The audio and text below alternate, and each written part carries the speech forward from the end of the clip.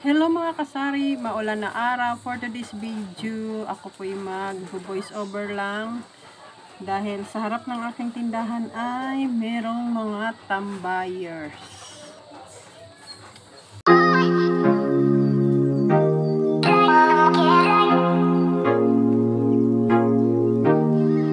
So for today's video mga kasari, magre-repack po tayo ngayon ng tuyo dahil tag-ulan na. Malimit na yung bagyo. So, mabenta na rin yung tuyo sa ating tindahan. So, marami nang naghahanap sa akin ng tuyo. Bigla nga akong naubusan. Dahil mabenta nga siya. So, dumating si tatay. Ang aking kinukuhanan ng tuyo. Mabuti na lamang dumating si tatay. Ayan, napakuha po ako ng 2 kilo. At nakatawad naman po tayo ng 10 piso. O, diba? Pang ano na rin yun sa plastic. So, paano nga ba si Ate Mabel mag-repack ng tuyo? So, pag ako'y nag-repack guys ng tuyo, 4 lang ang 10 piso sa akin. So, 4 na laman. So, 10 piso na yun. Medyo hindi siya gaano kalaki. Tapos, yung mga malalaking tuyo, kasi halo-halo po yan. Yan, tulad yan, malaki.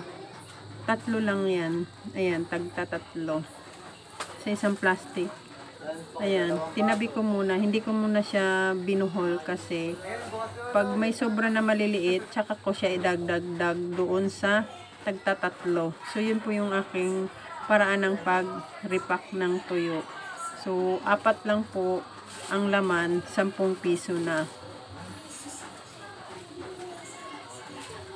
Tulad niyan, yan. 4 siya. 10 piso na yan.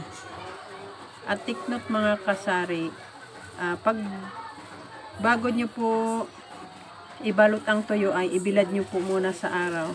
So ako, since wala ngang araw dahil laging naulan, so ang ginagawa ko po ay binalot ko na lang po siya dahil mabinta na kasi ang tuyo. Sayang naman kung aantayin ko pa yung araw. Ayan, ganyan lang siya kaliit yung tuyo ni tatay.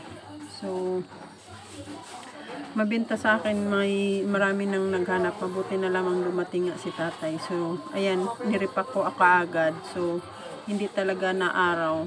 Kaya, binalot ko na lang.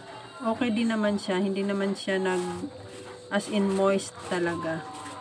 So, yun po yung aking paraan ng pag-repack ng tuyo. At, ayan, after nyan, isasabit ko agad para makita ng mga customer na meron na ako kaagad na tuyo. Selka green.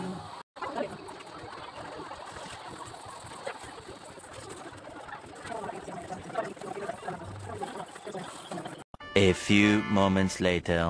So, ito na nga mga kasari, na-repack ko na yung mga tuyo. So, ito na yon. So, ito yung diskarte ko kung paano ako mag-repack ng tuyo, guys. 4 yung maliliit. So, 4 na piraso, 10 piso. Yung maliliit. Pagka naman malaki mga kasari ay ginawa kong 3.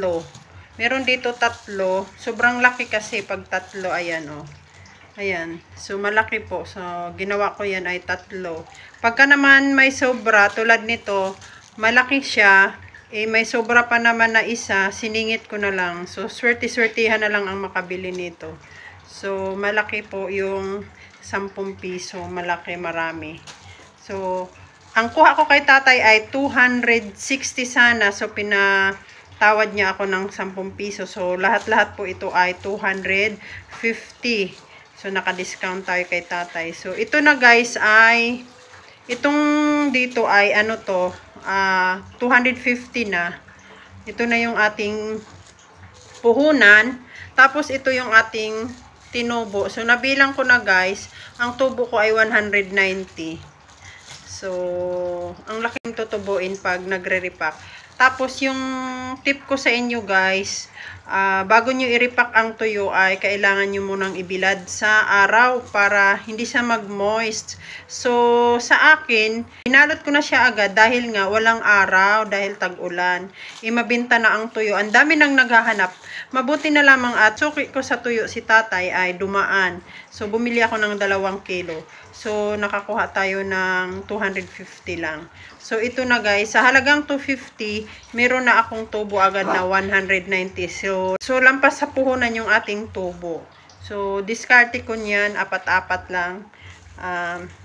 Pag inutang, kasi meron din talagang makukulit na umutang. Pero hindi naman marami sa akin ang umutang. So, ginawa kong 12 pag utang. So, napayag naman sila. So, ang laki ng tubo natin guys, 250 ang puhunan, 190 yung ating tinubo. So, hindi ko na ililis sa plastic dahil nakatawad naman tayo kay tatay ng 10 piso. So, yun lang guys. Yun lang mga kasari ang sinishare ko sa inyo. Ang aking pagre-repack. Paano ako mag-repack. Ang aking diskarte. So, ito na po. So, ang laki ng tinubo natin. So, yun lang guys ang aking video. Salamat sa inyong pakikinood. Sa aking mga silent viewers, sa aking mga kapwa may tindahan. Salamat po kahit ilan lang kayo. Marami pa rin pong salamat sa inyong suporta. Happy selling po at ingat po dahil lagi pong nag-uulan. Bye! Happy selling! Thank you so much!